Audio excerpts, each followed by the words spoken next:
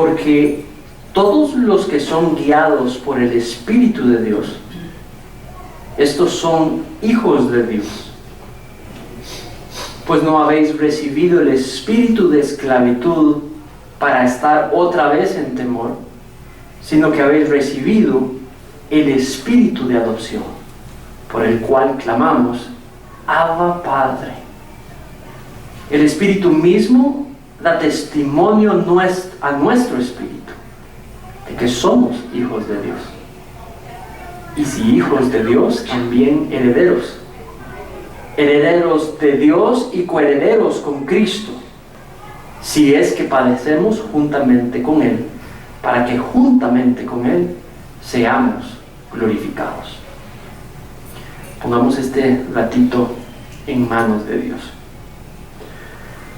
Padre, Tú nos formaste a cada uno de nosotros, Tú nos creaste, Padre Santo. Y en esta mañana Tú conoces nuestras realidades a la perfección. Sabes desde el primer día que empezaste a trabajar en nuestras vidas. Y lo has conocido todo en esa jornada de vida donde continuamente has estado presente, siempre trabajando, siempre presente. Yo desconozco, Dios, la exactitud de la situación o realidad de cada hombre, mujer, niño, niña aquí presente, pero Tú sí la conoces. Y porque Tú sí la conoces, Señor, en confianza, podemos venir a pedirte, Señor, que este texto en esta mañana nos anime al ser completo.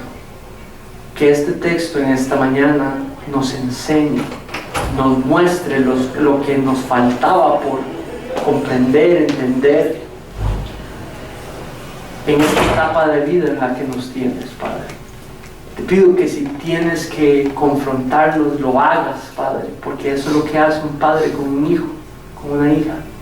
Que en esta mañana Te veas glorificado en nuestro entendimiento del texto, pero primariamente, Señor, Te pedimos transformes producto de este ratito hoy como iglesia.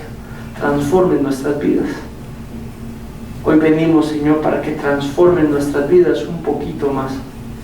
Y Te pedimos esto, Señor, para Tu gloria. Guíanos, oh Dios, en el nombre de Tu Hijo Jesús. Amén. ¿Qué significa la palabra adopción para ustedes? Piénselo allí privadamente. ¿Qué significa adopción para ustedes? En sus contextos, ¿qué concepto han desarrollado sobre lo que es adopción?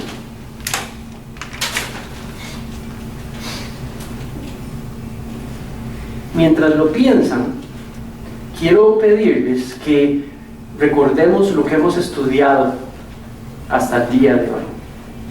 Y hemos estudiado estos, excepto por adopción, hemos estudiado lo que significa la unión con Cristo. En varios pasajes Él dice, si ustedes creen en mí, yo y el Padre vendremos y haremos casa en ustedes, hogar en ustedes, unión con Cristo. El que yo soy la vid verdadera, el que permanece en mí, ¿qué dice? ¿Se acuerdan? Unión con Cristo. Diversos textos hablan de que al poner nuestra fe en Jesucristo, en quien Él fue y en lo que vino a hacer, el Espíritu Santo, el Espíritu de Dios, el Espíritu de Cristo, el Espíritu Santo, nombres para la misma persona, viene a morar a nuestros corazones. Y ahí hay una unión que no se suspende. Es constante, duradera, es permanente y camina con nosotros, no importa dónde vayamos, va con nosotros, unidos a Cristo, nada lo puede separar. Pero también al mismo tiempo están esos pasajes que hablan de la unión con Cristo, pero también fuimos y los estudiamos en Semana Santa, desde el viernes, el servicio del Viernes Santo y del Domingo Santo. Y estudiamos también lo que es la expiación.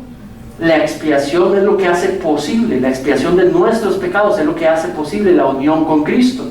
Expiados nuestros pecados, somos hechos uno con Cristo y moramos hechos uno con Cristo. De ahí sale lo que es el morar del Espíritu Santo, la llenura del Espíritu Santo, de esa unión con Cristo que ha sido establecida en nosotros. Por expiación, hay varios conceptos que se ha utilizado en el Antiguo y en el Nuevo Testamento, pero primariamente en el Nuevo Testamento tiene que ver con nosotros, Dios, camino hacia poder tener una relación con Él, pero hay obstáculos que no permiten tener una relación con Él. La expiación limpia esos obstáculos, quita todo obstáculo para que la separación no haya y la comunión sea completa, completamente unidos y en comunión con Dios. ¿Tiene sentido? Expiación de los pecados. Permanente, una sola obra para lograr eso, y por medio de la fe, permanente para siempre. Comunión íntima con el Señor. Hay algunos textos y algunos autores bíblicos que Dios utiliza para mencionar metáforas, usan metáforas para explicar lo mismo, para explicar la expiación de los pecados. Y vimos la primera metáfora que utiliza, y habla en términos de abogados, en términos de ley, y habla de justificación. En aquellos tiempos era un término legal. Entonces, la justificación es una manera de explicar esa limpia de obstáculos para poder tener una relación íntima con el Señor. Es específicamente el acto de Dios, un solo acto de Dios, donde Él declara que nuestros pecados han sido perdonados, que la justicia que se aplicó sobre Cristo, el pago, se castigaron los pecados sobre Cristo, eso es justicia, y esa justicia se traslada a nosotros por medio de la fe. Entonces el juez perfecto y precioso ve al culpable y dice: ve a Cristo, ve al culpable, ve a Cristo, y por lo tanto lo ve como justo frente a Dios, porque eso fue, la justicia en Cristo fue imputada sobre cada uno de nosotros. Y somos juntos frente a Él. No dejamos de ser pecadores, no dejamos de pecar, pero nuestra posición nueva frente a Dios es que lo que nos separaba, nuestros pecados, han sido quitados de en medio. Por lo tanto, mi camino está libre para tener una íntima comunión con Dios. Culpable, sí, pero justo frente a Dios, sí, también, por la obra de Cristo.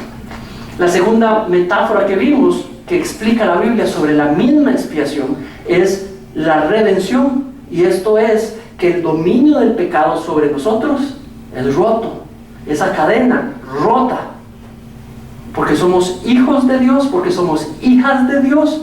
Podemos decir no al pecado, podemos decirle no al pecado, y entonces somos libres. Entonces ahora no solamente los hechos que yo había hecho, los hechos que yo podía hacer, pero también este camino de la expiación, la obra de la expiación, también se habla en términos de que soy libre, eres libre para caminar en una sana, honesta, limpia relación, santa relación con Dios. Perdonados, libres. Luego habla en términos de reconciliación, y eso es un término familiar, de familia. Había enemistad entre Dios y nosotros por el pecado, y la ira de Dios se estableció sobre la relación entre Él y los creados, no reconciliados, enemistados por el pecado que habíamos hecho. Y una tercera obra, una tercera manera de explicar la expiación, esa limpia de obstáculos para tener una relación, es de que si Dios nos vuelve a ver por la obra en Cristo, nos vuelve a ver a nosotros y dice: ahora hay paz entre nosotros, los pecados han sido pagados, han sido perdonados, yo tengo paz con Emanuel, dice el Señor. Yo tengo paz con Reina, yo tengo paz con Elsa, yo estoy en paz con Esteban. Yo estoy en paz, tengo paz entre mis criaturas, mis hijos y yo. Y esa paz que recibimos por esa confesión de Dios permite ampliar la calidad de esa intimidad con Dios, de esa relación con Dios. Cuarto, la santificación. La estudiamos, es la obra progresiva de Dios. No es algo que, ¡pum!, quedó listo. ¿Qué es santica que es Silvita, ya. ¿Verdad? Qué santita que es Rebequita, ya. Y qué santito que es Manrique, ya. No, es una obra progresiva, tanto de Dios como del hombre. Tanto de Dios como del hombre. Hay un rol activo completamente de Dios y por encima Él es el que lo hace todo, pero también hay un rol activo y un rol pasivo de parte del hombre. Un rol pasivo, dejarse que Dios, no ponerle obstáculo para que Dios haga su obra en nosotros. Rol activo, obediencia. Obediencia. La santificación es otra manera de ver este caminar en relación íntima con Dios. Ahora, ¿cómo la explicamos? Es ese proceso donde nos llevan a ser cada vez más, cada día más libres del pecado. Y en el mismo proceso, mientras somos hechos cada vez más libres del pecado, somos hechos más semejantes a Jesucristo. Eso es santificación.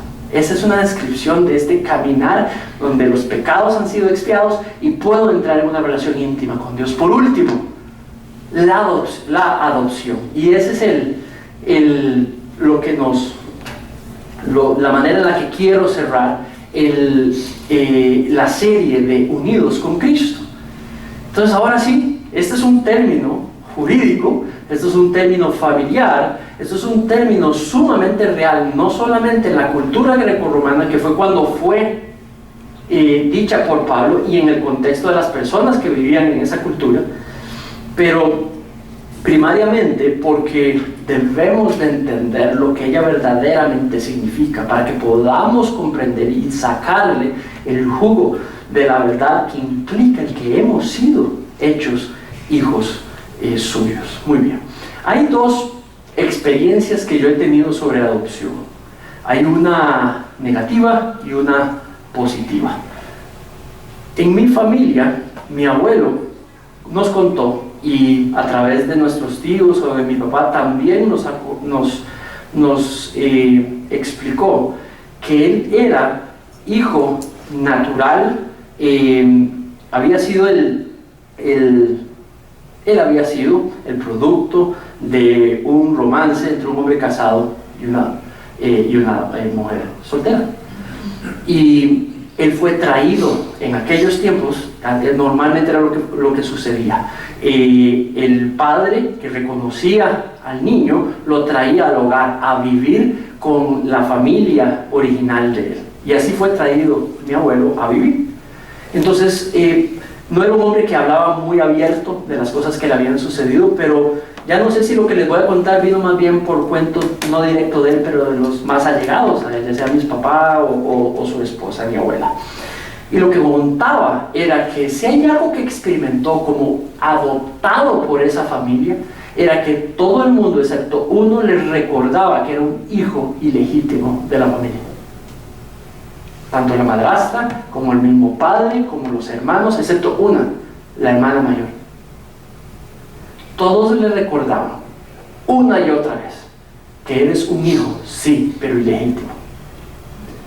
Eso es una manera de ver la adopción. Hijo, sí, pero ilegítimo, no verdadero. Pero ahí eso obligó que, si no me equivoco, era a los 9 años, más o menos, ¿verdad?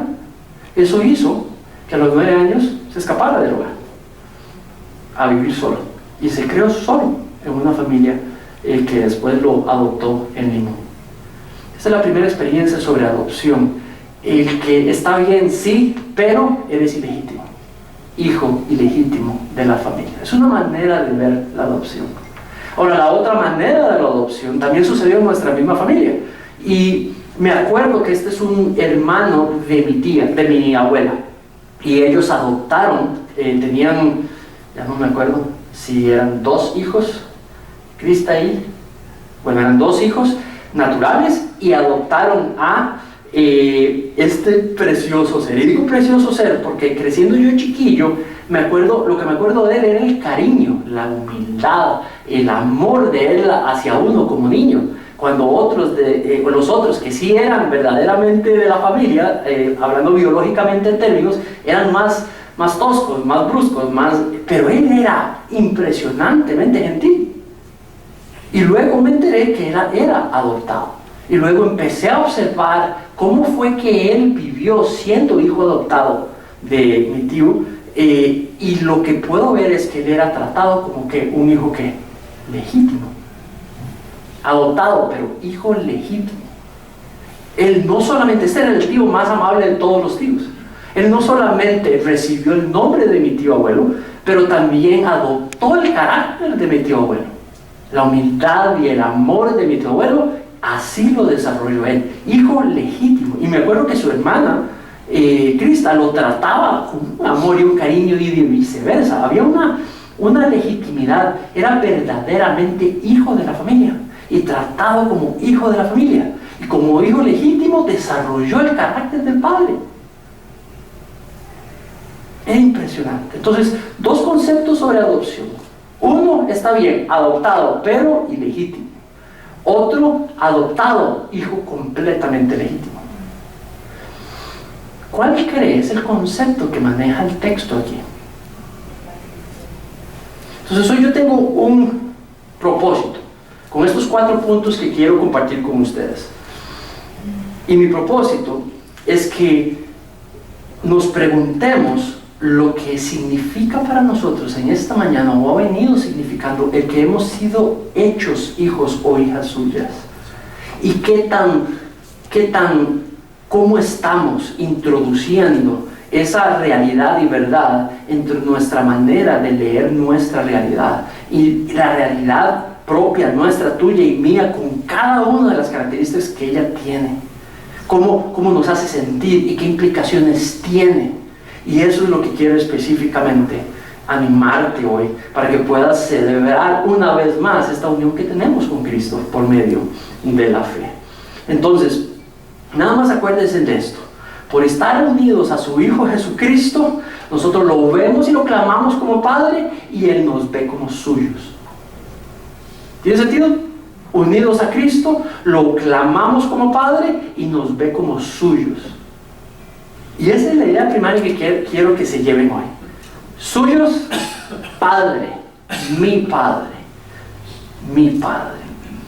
Entonces, lo primero que vemos cuando Pablo quiere decirle a los romanos sobre esta situación, esta posición en la que han sido colocados como hijos e hijas de Dios, entonces lo primero que les dice es que adopción es pasar a ser guiados por su espíritu, pasados, colocados en una posición donde ahora son guiados por el Espíritu de Dios en medio de sus batallas.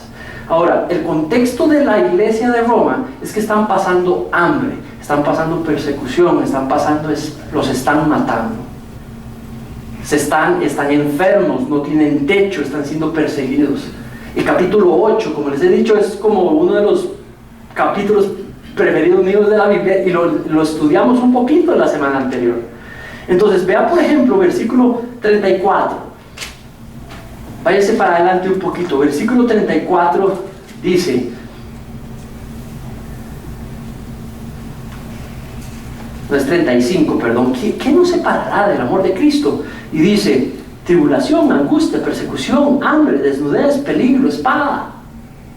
Eso es lo que está pasando, lo que le está pasando a la iglesia de Roma. Hambre, persecución, espada.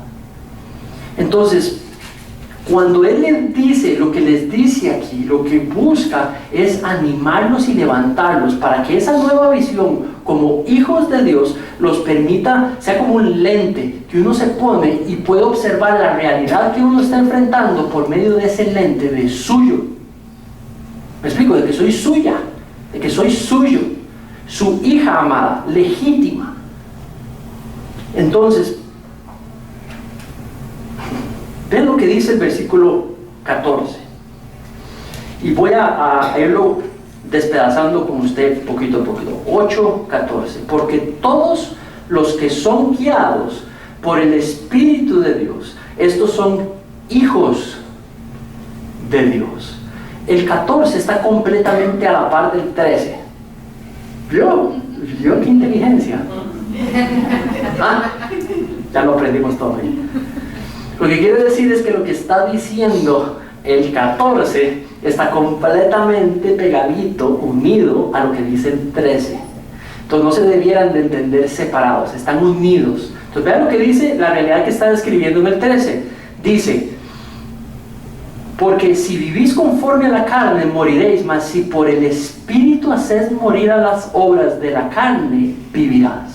Entonces en el contexto de ponerle batalla al pecado de uno, de ponerle batalla a la carne de uno, en ese proceso de que yo estoy en batalla contra mis debilidades, en mi proceso de santificación para la gloria de Dios, mientras estoy en este contexto, en el caso de los romanos hay espada, hay hambre, hay persecución, y aún así ellos están ahí tratando de no vivir conforme a la carne, en medio de esa realidad.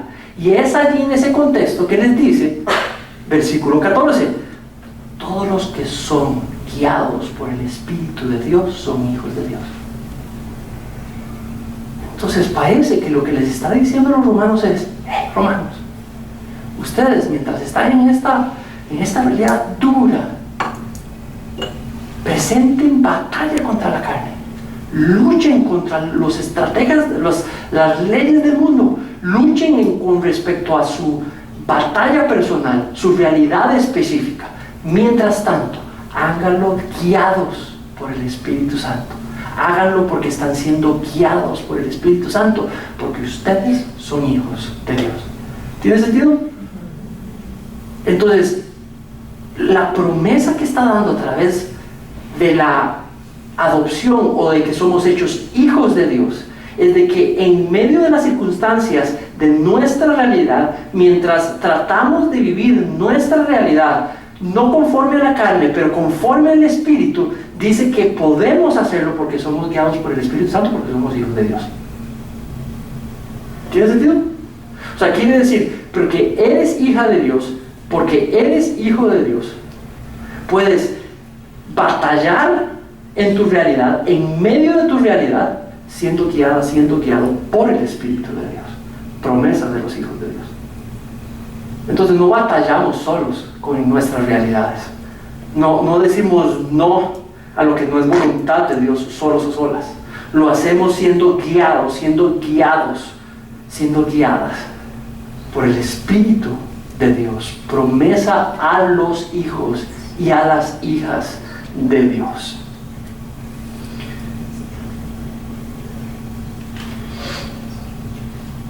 ¿Qué significa ser guiado? Cuando el versículo dice, porque todos los que son guiados, guiados quiere decir conducido. Literalmente la palabra que se traduce guiados es conducidos. Y conducidos es como ser llevado, ser traído. Esa palabra se utiliza en todo, tanto en el Antiguo como en el Nuevo, y tiene que ver con traer, llevar, ¿verdad? Empujar. Entonces, esa es la influencia, es la influencia, ¿cómo diría? Digamos, la insistencia del Espíritu Santo a guiarnos, a enfrentar nuestra carne en medio de la realidad en la que vivimos. Y eso es lo que esa palabra específicamente significa.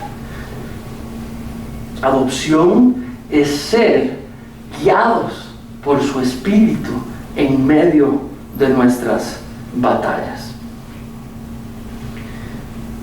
Una pregunta: ¿quiénes eran ustedes antes de Cristo y qué son ustedes hoy después de Cristo? Para ilustrarles eso, esa pregunta, piensen en sentidos de que ustedes alquilan una casa. ¿Quiénes alquilan casa aquí? Yo alquilo casa. Entonces, ¿quiénes han alquilado una casa hoy o en el pasado? Entonces saben qué es esto de alquilar. Hay un dueño, no somos los dueños, nos prestan el bien y lo utilizamos. Pero ese bien lo utilizamos bajo la autoridad ¿de quién? Del dueño. Entonces hay un día del mes que tenemos que ¿qué? Al dueño. Ahora quiero que piensen que entonces ustedes usan el bien, usan la casa, usamos la casa bajo la autoridad de ese dueño. Pero resulta que de pronto le anuncian a ustedes y usan a mí que el dueño vendió la casa. Entonces ahora hay ¿qué? Un nuevo ¿qué? Dueño. y por ende una nueva ¿qué? Una nueva autoridad sobre la cual vivir en ese bien, ¿cierto? ¿Qué pasa si el dueño anterior viene y dice, no, y le tiene que ser así? ¿Tiene autoridad para decirnos? No. ¿Qué pasa si viene el nuevo dueño y dice, no, ahora las reglas son estas? ¿Tiene autoridad para decirlo? Posiblemente sí. La vida cristiana es igual. Vivimos conforme al Espíritu, vivimos conforme a la carne. Era un dueño anterior, tenemos una nueva administración. Y los hijos de Dios, mientras ellos batallan su realidad, su batalla contra la carne, para tratar de caminar conforme al Espíritu, son guiados por el Espíritu de Dios para hacerlo de una manera agradable y de una manera que sea fructífera para nosotros mismos también. ¿Tiene sentido esa ilustración? Muy bien. Entonces, yo veo a Manrique administrando su realidad muchas veces conforme al viejo dueño y no con respecto al nuevo, con respecto a la vieja autoridad y no con respecto a la nueva administración. A veces veo a Manrique reaccionar y Manrique tiene que tomar control de su realidad en ese momento y en ese día y recordarse por quién es que está siendo guiado, por su carne o por el Espíritu de Dios. Porque si soy hijo de Dios, soy guiado por el Espíritu de Dios y las acciones tienen que ser de acorde al Espíritu de Dios. Muy bien. Entonces, ¿cómo aplicar este primer punto? Primero, pienso en que debemos de batallar la carne en medio de la realidad en la que Dios nos ha colocado y batallarla siendo guiados por el Espíritu Santo. Y eso creo que se ve de la siguiente manera. Número uno, no obedezca a la carne. Si está siendo guiado por el Espíritu Santo, ni alimente ni obedezca la carne. Número dos, corte combustible de lo que alimenta, lo que llama a ser la carne. Número 3, ponga distancia prudencial entre usted y aquello que normalmente lo tienta a tratar de caminar conforme a la carne. Así guía el Espíritu Santo a las hijas y a los hijos de Dios. Número 4, niéguese a usted mismo. No se complazca a usted mismo, complazca la guía del Espíritu Santo. Lo que el Espíritu Santo le vaya diciendo, lo es lo correcto, lo que agrada a Dios. Número 5, debilite el hábito malo. Debilite la práctica que es de la carne, debilítela, córtele combustible, quítele lo que la alimenta. Si es la ira cuando reaccionamos frente a aquellos más cercanos a nosotros, si es el celo hacia lo que otros tienen que yo no tengo, si es el miedo y el temor ante mi futuro que no lo conozco, si es la incertidumbre de lo que va a ser de mí o de los míos. Tantos ejemplos que pudiese yo, usted pudiese traer aquí, que representan lo que es enfrentar nuestra realidad siendo tentados por la carne. La respuesta está en que te dejes guiar por el Espíritu Santo, porque eres una hija de Dios. La segunda idea que nos presenta sobre adopción es que adopción no solo es ser guiados por el Espíritu de Dios, pero también pasar del temor a la alegría de clamarlo Padre mío, de clamarlo Padre nuestro. Entonces vea el versículo 15, dice: pues no habéis recibido el espíritu de esclavitud para estar otra vez en temor, sino que habéis recibido el espíritu de adopción, por el cual clamamos Abba Padre. Devolvámonos un poquito. Entonces, pues no habéis recibido el espíritu de esclavitud. Esa es una primera imagen que presenta, esclavitud. La segunda que presenta, ¿cuál es? Dice, habéis recibido el espíritu de adopción. Entonces, está hablando de dos imágenes, esclavitud, y ¿cuál es el antónimo? ¿Perdón? Libertad. Entonces, esclavitud, libertad. ¿Y dónde está poniendo adopción? Libertad. Pero aquí es donde está hablando de espíritu de esclavitud, y obviamente el antónimo es libertad, pero no dice espíritu de libertad, dice espíritu de adopción. Entonces, esas dos metáforas están siendo contrastadas. ¿Cómo se vive cuando uno vivía en el espíritu de esclavitud y cómo si vive en un espíritu de libertad, de adopción, hijo de Dios, ¿verdad? Luego dice, no han recibido el espíritu de esclavitud para estar otra vez en temor. Está correlacionando la primera imagen de vivir bajo el espíritu de esclavitud con vivir con miedo. Cuando uno es esclavo al pecado, uno no era ni justificado, ni redimido, ni está siendo santificado, ni adoptado, ni reconciliado. Está hablando antes de la cruz, antes de creer en Cristo. Antes de creer en Cristo, espíritu de esclavitud, ¿cómo vivíamos con respecto a nuestros pecados? Es una pregunta.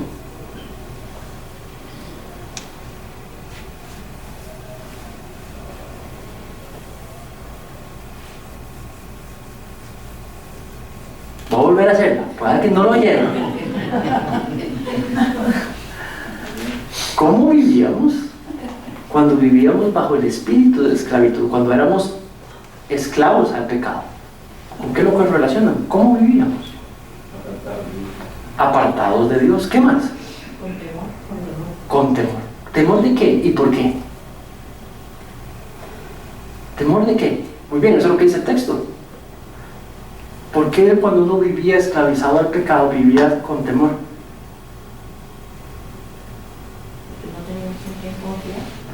Porque por ahí anda. Porque no teníamos en qué confiar. ¿Confiar para qué? Para ser libres.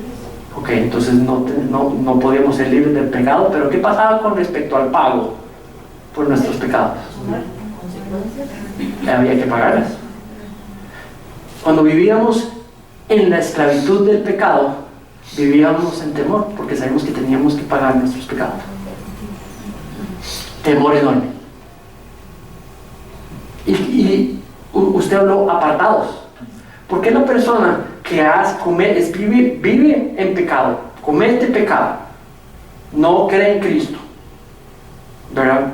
Y ve a Dios, apartado? ¿Por qué? Puede ser vergüenza, puede ser culpa, sí, todas esas.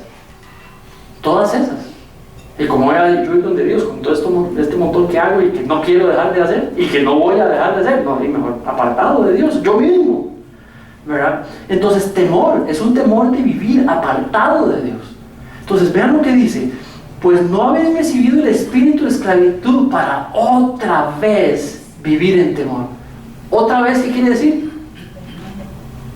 Volver para atrás, quiere decir que está hablando a cristianos. Le está hablando a personas que ya han creído en la cruz. Entonces les está diciendo, ustedes ya no viven bajo el espíritu de esclavitud.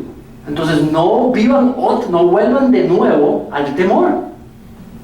¿Verdad? Ahora veamos el contraste. Dice, sino que habéis recibido el espíritu de adopción, por el cual clamamos, Abba, Padre. Entonces allí necesito poder explicarles esa parte un poquito más. Hablemos de adopción. Al inicio le di dos ilustraciones. Un concepto de adoración donde vemos al adoptado ¿qué? Como hijo ilegítimo. Pero luego dentro de la familia per se. El segundo ejemplo que les di, vemos en la familia se ve al hijo adoptado como legítimo. Integrado completamente adentro, ¿verdad? Sin diferencia con los biológicos, ¿verdad? Y lo siente él y lo sienten los demás y se lo expresan los demás. No hay diferencia, ¿verdad? Entonces, está bien, quiero que tomes ese segundo, porque en el ambiente greco-romano, estamos hablando de Roma, entonces ese es un mundo gentil, helenizado, agregado, digamos como agregado por llamarlo así, pero primariamente romano, ¿verdad? La cultura romana viene de la griega, ¿verdad? Entonces está toda esa es una cultura completamente helenizada. ¿Qué es lo que ellos tomaban? ¿Cómo veían la adopción? Entonces la adopción era un gran evento para el romano. Para un cristiano romano o un no cristiano romano, la adopción era un gran evento. Ahora, ¿cuál es la primaria práctica de la adopción en esos tiempos? En esa gente. Era específicamente, primariamente en familias donde gente acaudalada, gente con bastantes recursos, pero que no habían podido tener hijos propios. Entonces, eran hombres y mujeres que tenían un rol importante en la sociedad, que habían querido poder tener hijos y agrandar la familia, pero no había sido posible para ellos. Entonces era el acto de que poder, que no se muera el apellido, que no se muera el nombre de la familia. Número 2, poder experimentar lo que no es pudiendo hacer, sino ser padre. Número 3, poder traspasar todo el legado, todas las propiedades, toda la riqueza que se ha acumulado, que alguien pueda llevar eso para adelante, ¿verdad? Que no se muera la realidad de la familia, sino que sea traspasada a la siguiente generación, ¿verdad? Y por supuesto gozar de ser padre o madre, ¿verdad? Y que bendecir a esa criatura o a esa persona que se trae. Eso era lo que los romanos escuchaban cuando Pablo escuchó adoptados. ¡Wow! Porque era un gran evento. Adoptar para un romano, una persona griega o una persona romana, adoptar a un joven o a un niño o una joven o una niña, era representación de volver a ese niño o niña, joven o joven, legítimamente una hija o un hijo de esa familia. Y poder a través del tiempo traspasarle toda la herencia como un hijo o una hija tan legítima como una biológica. ¿Tiene sentido? Entonces, cuando estos romanos, en medio de la realidad que están viviendo, él viene y les dice, ya no vivan, no se echen para atrás, no vayan al temor de nuevo, más bien vivan como tienen que vivir, porque han recibido el espíritu de adopción. ¡Pum! Inmediatamente, adoptados por Dios. ¿Qué? Un judío de cepa en ese tiempo jamás aceptaría. ¿Cómo? ¿Adoptado? No. Usted tiene un concepto malo. El judío jamás hubiera tomado por positivo ser hecho adoptado. Ellos eran legítimos, no había necesidad de adopción. Pero Pablo les está diciendo, ya sea a los cristianos romanos, judíos o no judíos, que tienen la bendición de ser adoptados hijos de Dios. Dice, adopción es pasar del temor a la alegría de poder clamarlo Padre.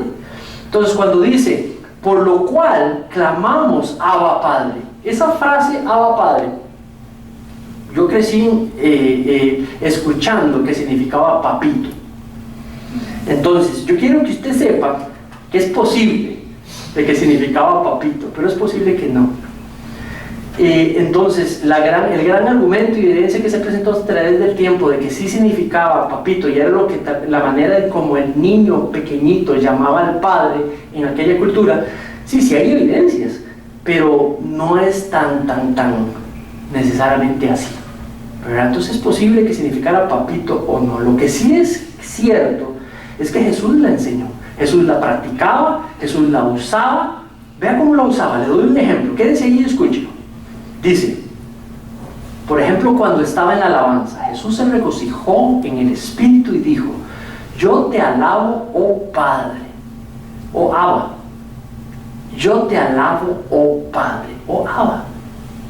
Y dice, Señor del cielo y de la tierra, porque escondiste estas cosas de los sabios y entendidos y las has revelado a los niños. Sí, Padre, porque así te agradó. Abba. Luego dice, al hablar sobre Dios, Jesús dice en Mateo 11:27, todas las cosas me fueron entregadas por mi Padre. Entonces empieza a decir Abba, pero dice mi Abba. Y esa partícula mi la usamos exactamente nosotros, es una partícula de propiedad, es posesiva, es un artículo posesivo. Mi padre, mi casa, no, mi padre, ¿verdad? Es como cuando uno, yo llevo a Rebeca y ves mi esposa. ¿Qué está queriendo decir ese mi? ¿Verdad? Caramba. Mi padre, posesivo, ¿verdad? Vean luego cómo lo utiliza cuando está en necesidad. Vean a Jesús en necesidad orando al Padre. Dice, yendo un poco adelante, se postró en la tierra y oró, que si fuese posible pasase de él aquella hora, y decía: Abba, Padre, todas las cosas son posibles para ti, Señor. Aparta de mí esta copa, mas no lo que yo quiero, sino lo que tú quieras. Abba, Padre, en la necesidad, en lo peor de su batalla con su realidad. Ahora vean en Juan 23, dice: esto es Jesús diciendo la hora que viene, mas la hora viene, y ahora es, cuando los verdaderos adoradores adorarán al Padre en espíritu y verdad. Jesús le está diciendo a la samaritana: mujer, viene un tiempo en donde la adoración va a ser en calidad de hijo a padre, en la relación de hijo a padre, en el contexto, en la escala espiritual y en verdad. Pero habla al Padre.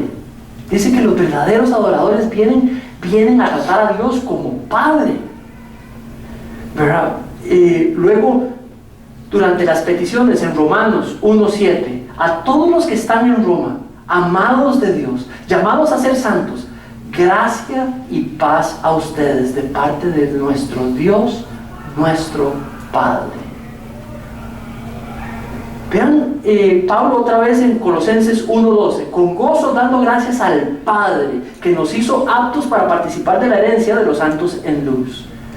En 1 Tesalonicenses 1:2 y 3: damos siempre gracias a Dios por todos a ustedes, haciendo memoria de ustedes en nuestras oraciones, acordándonos sin cesar delante de Dios nuestro Padre. Pero no era solamente Jesús y no solamente Pablo. El autor de Hebreos en capítulo 12 dice: han olvidado ya la exhortación de como hijos se les dirige diciendo: hijo mío, no menosprecies la disciplina del Señor. Dios está hablando sobre disciplina, sobre que Dios ama a sus hijos y por eso los disciplina. Y está tratando a las personas a las que les está hablando como mis hijos. Y si yo los disciplino, mis hijos, es porque yo soy su padre y porque los amo. Y de nuevo la figura hijo, padre se presenta. Juan también, no solamente Pablo, no solamente el autor de Hebreos, no solamente Jesús. Vean Juan en 1 Juan 3:1: mirad cuál amor nos ha dado el Padre para que seamos llamados hijos de Dios. Y si no me cree, entonces también le traje aquí, no, ya no le traje más, entonces mejor créame. No, sí, le traje a Pedrito también. Vea Pedro 1:17: y si invocáis por Padre aquel que sin acepción de personas juzga según la obra de cada uno, conducidos en temor por el tiempo de vuestra peregrinación. Al Padre, ¿verdad? Esto es pasar con alegría del temor a clamarlo Padre, a hacerlo nuestro Padre y a tratarlo como tal. Por estar unidos con su Hijo Jesucristo, le vemos como nuestro Padre y Él nos ve como hijos amados suyos. Por último, tercero, adopción es certeza de vernos suyos.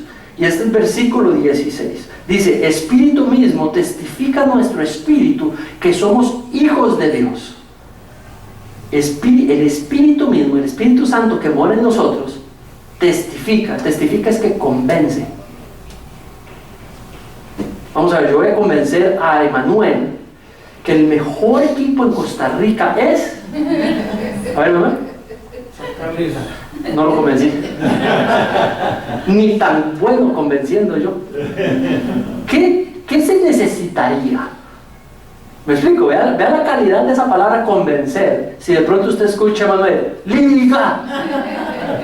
Convencer. O sea, tuvo que haber pasado algo ¿verdad? Bastante importante. Debería pasar para poder convencerte. Sí, sí, dice Manuel. Entonces, vea, eso como para ejemplificarle lo que significa convencer. Dice que el Espíritu Santo, premorando en nosotros, convence a nuestro espíritu.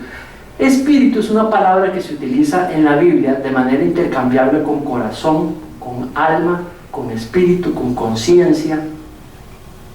Esas cuatro apunta, además me está olvidando una: espíritu, alma, corazón, mente, conciencia. Esas 5 palabras se usan en la Biblia para apuntar al mismo lugar, el lugar no físico del ser.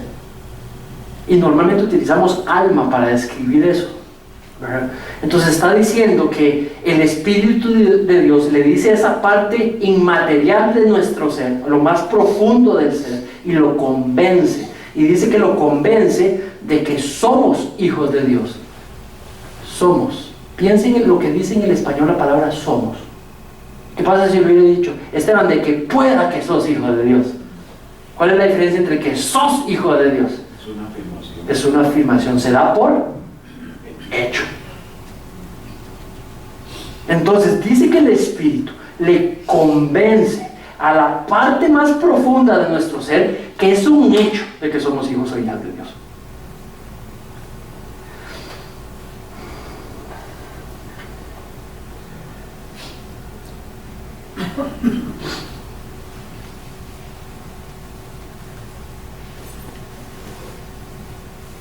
Vean lo que dice Gálatas 4. Vayan todos a Gálatas 4, porfa. Gálatas 4, versículo... Gálatas 4, vamos a leer 4, 5 y 6.